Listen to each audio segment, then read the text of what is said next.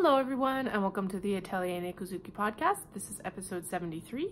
Today is Wednesday, April 24th, 2019, and I'd like to say hello to any new viewers and any returning viewers. Thanks for joining me. You can find me across social media as Atelier Nekozuki, so make sure to check out my other content that I create. So yeah, last week, maybe the week before, it hasn't been very long, I had mentioned that I was going to be recording on Thursdays. However, this week everything just kind of dogpiled on Thursday, so I figured I may as well record today and then I can simply publish the episode tomorrow. That's kind of the plan right now. Obviously one of the best ways to keep up with me is subscribe.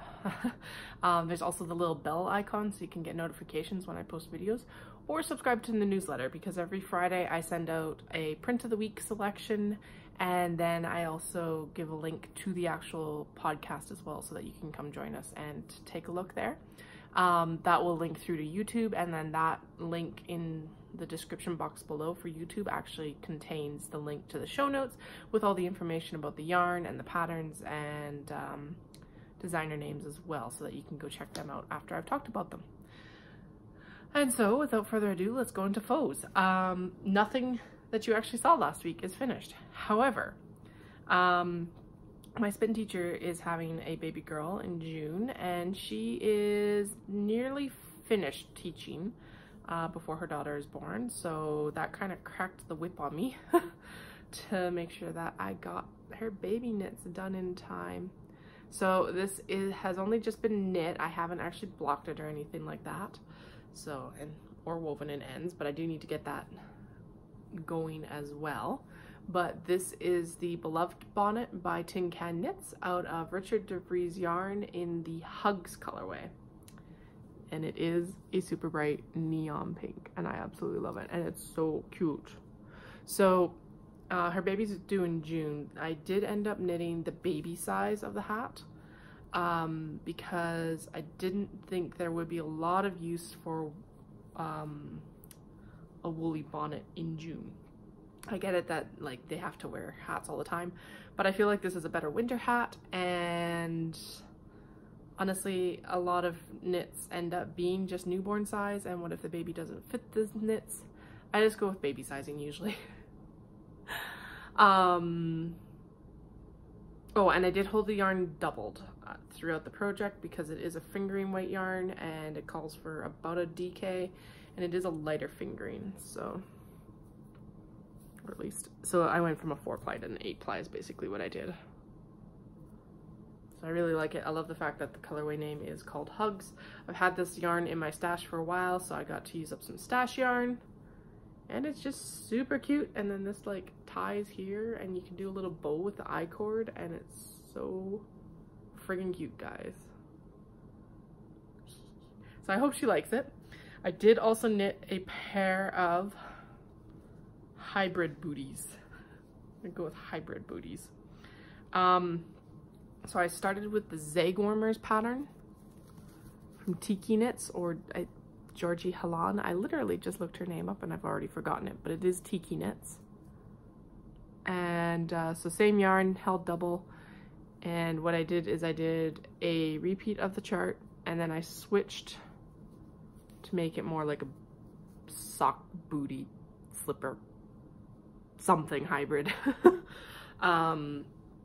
So that's also knit to the child size, or like the step up size basically.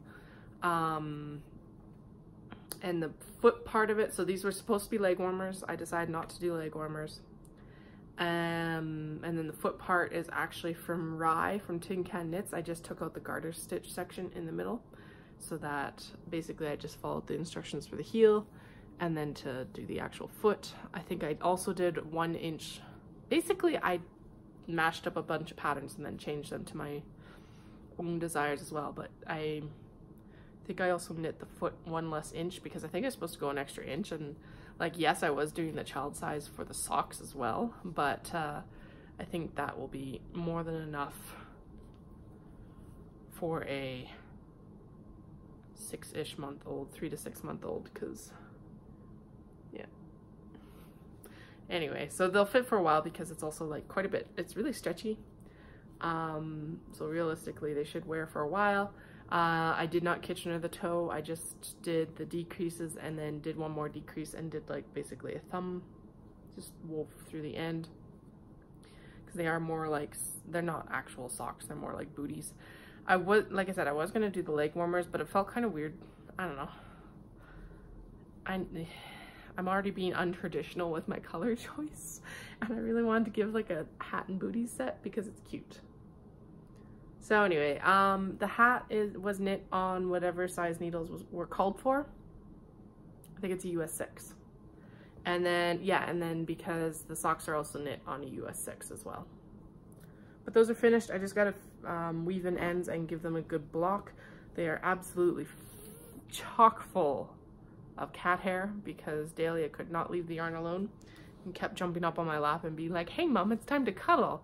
Obviously, it's cuddle time." And I'm like, ugh. Or trying to chew the yarn. That's even more frustrating. But that is the way of the cats. I also worked on Dallas's socks, the Yarn Enabler stationery set. I am 2/3 of the way through the yarn, maybe-ish. They're socks. They're just going to be tubes for a while until I finish, or I get into ribbing basically. I don't remember where I was last week. I think what I'm going to do is move up this progress keeper. I definitely was not there last week. That is a marker to tell me which is the front side to start increasing when I first start the toes, because I do toe up socks obviously. But yeah, I'm probably 2/3 of the way through that yarn. I'm super excited because once those are done, Dallas and I will have a pair of matching socks, so it'll be super cute. And then the final thing that kind of has suddenly come up where I'm like, okay, I gotta get this done, is we have a wedding in August that we're going to. So I'm making one more wedding blanket.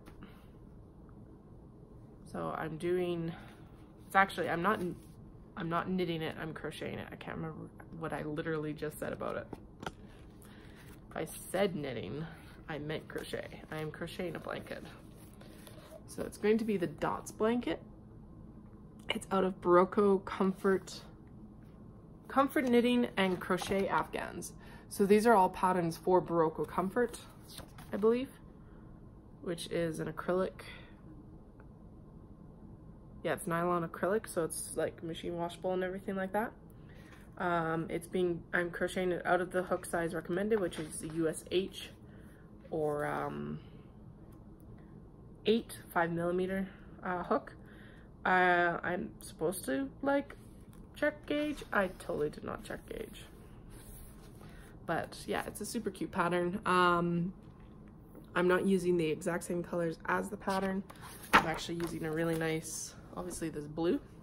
So what I've been doing is I've been crocheting the little like middles of the dots, but I hadn't realized that I could actually crochet like the border onto them at the same time. I thought for some reason the border was like crocheted around it and then it was continuous around the other ones. Totally not the case. So I gotta go back and add on all of the borders on these. I'm almost done the blue circles. I need 42 of the blue, and then there's 2 other colors and I need 42 each of them.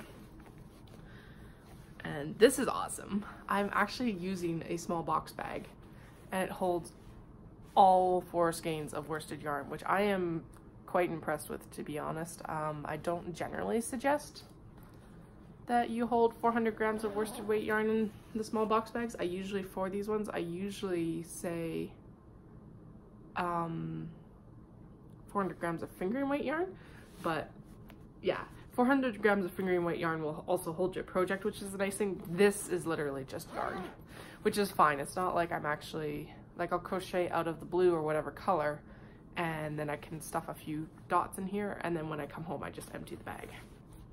Anyway, long explanation to say I'm quite happy with how much these small box bags fit.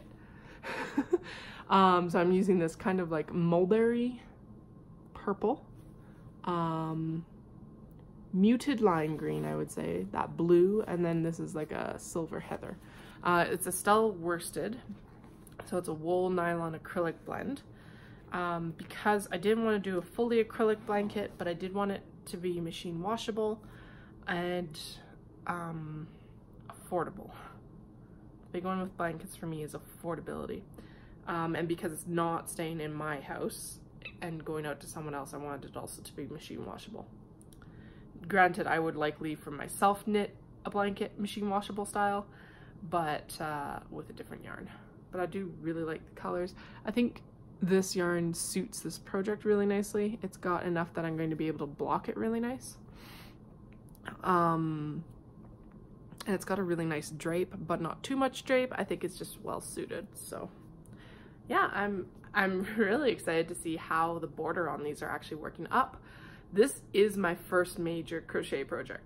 I have crocheted dishcloths before. That's it. But I am really enjoying this. Super simple, just around, just circular. No difficult stitches or anything like that, and I think I've got it right. It looks right compared to what's like in the book and the other projects I've seen completed, so you know, we'll see. Yeah, and that needs to be done by August. So basically I got till the end of the July. It's true. But it actually works out really well because Stash Dash with the Knit Girls is coming up. Yeah, if you haven't participated in Stash Dash before, it is an annual stash down hosted by the Knit Girls, who also have a YouTube and iTunes podcast. I think they're still on iTunes. They're definitely still on YouTube. And it's an annual stash down. So you set a goal for yourself and then you try to get through it in the summer. It starts May 24th and runs through till August 24th. So it's 3 months this year. And like you can set, I think it's they haven't posted the official rules for this year yet, but the like low end I think is 1,000 meters to complete. And then there's like 1, 3, 5,000, 7,000, and then like 10 and 15,000 meters, which is to me absolutely insane. This does, however, count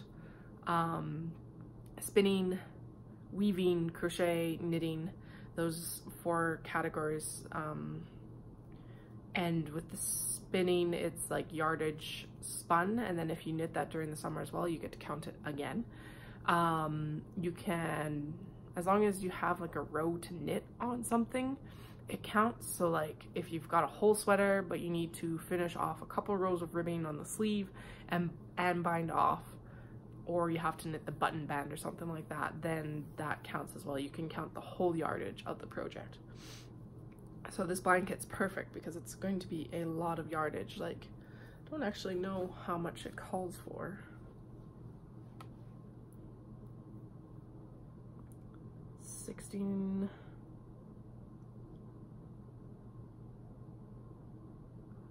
So it calls for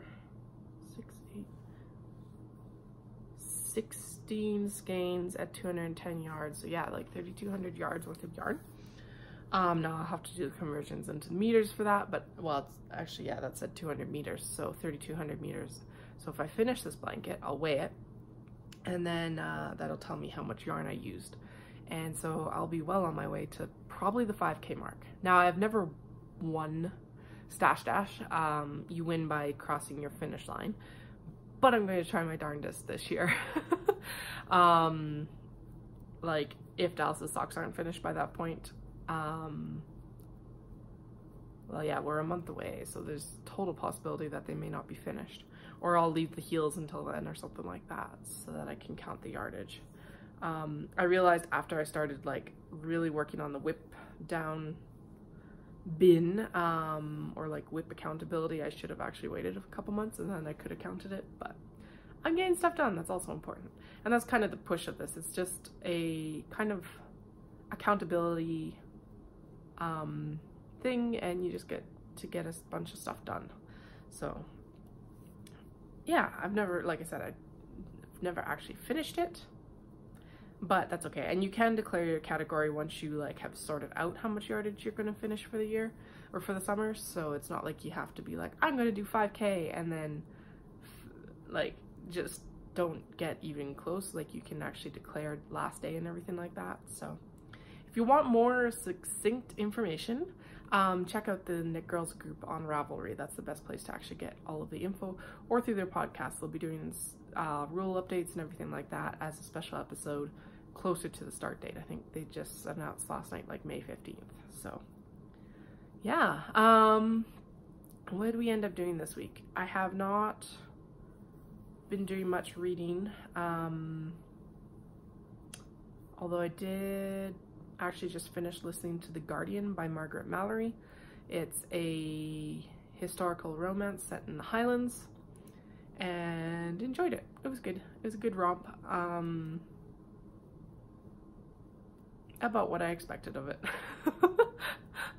Definitely an adult book, adult themes, everything like that. So if you're younger than 18, maybe don't read it, or read it with parental permission. Yeah, and then what else did I end up doing this week? Dallas was only home for 3 days, so that's why I ended up getting so much knitting done, was because I worked on that as he was playing video games. And then we did go out actually to the Rec Room in Calgary. The Rec Room is basically like an adult Chuck E. Cheese's with alcohol and upgraded. It's actually a lot better. So they've got a bunch of like upgraded or updated arcade games and an augmented climbing wall, which was really cool, and golf simulators, and so a bunch of stuff to do kind of like that. They had a really cool actual racing game, which was augmented as well. You actually sat in the seat and belted in, and then it had like motion as you were driving, so that was fun.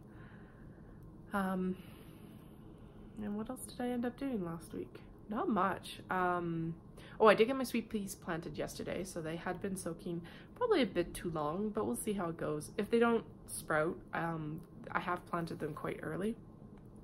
I was reading really mixed reviews on this. So the packages say plant after first frost, or the danger of last frost has like gone. Okay, fair enough. It is Alberta. We can have frost basically, I think I looked it up for Cochrane, we can have it up until May 21st is actually the like estimated date this year to not have frost. So I should have probably waited to plant until like mid-May, a couple more weeks. But the thing is the other thing I was reading was plant them as soon as the ground can be worked,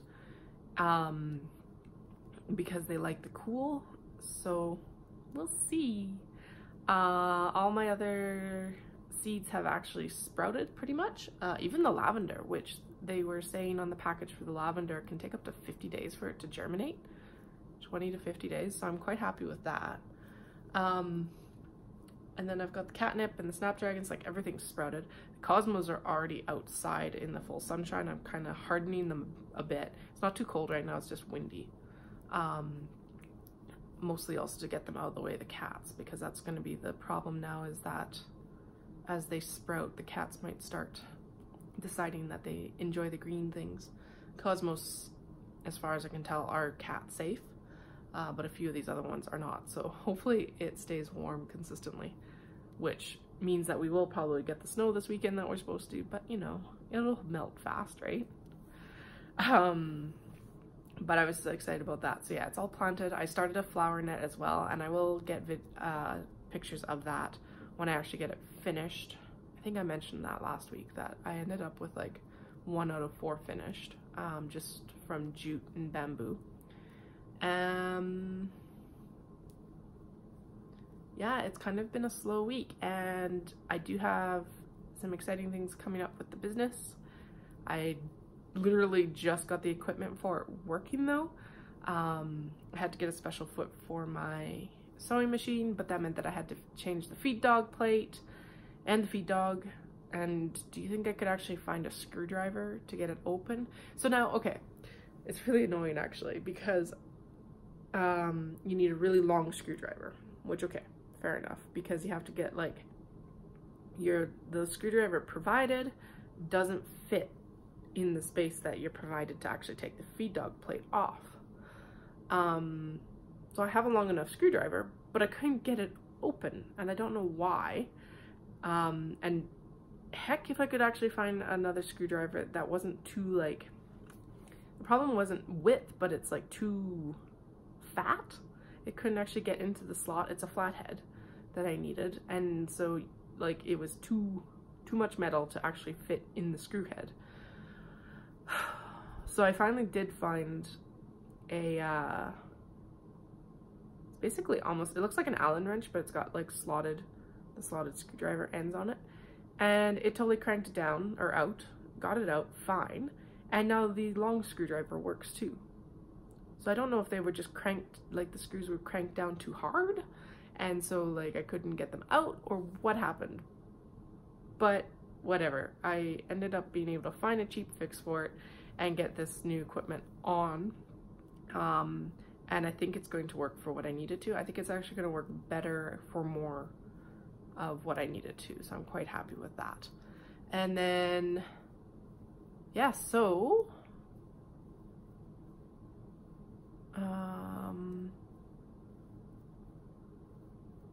I'm just trying to think what else there is. There really isn't anything. I do have events coming up in Edmonton. Well, an event May 25th, which is the Edmonton Fiberfrolic. It's on Saturday. If you've been to it previously, it's at the same location, and I will tell you what location that actually is closer to when I remember. And then I am at Inglewood Night Market on July 12th, 2019 as well, which is a Friday. Hope for good weather for me, please, because honestly, it could be very hit or miss that weekend. And then of course Knit City in October as well, which I am sponsoring. Yeah, I really don't have anything else to say, so I will see you guys all next week on the regular recording day of Thursday, hopefully. And I will have more to report then. Thanks so much, guys, and have an awesome week. Bye.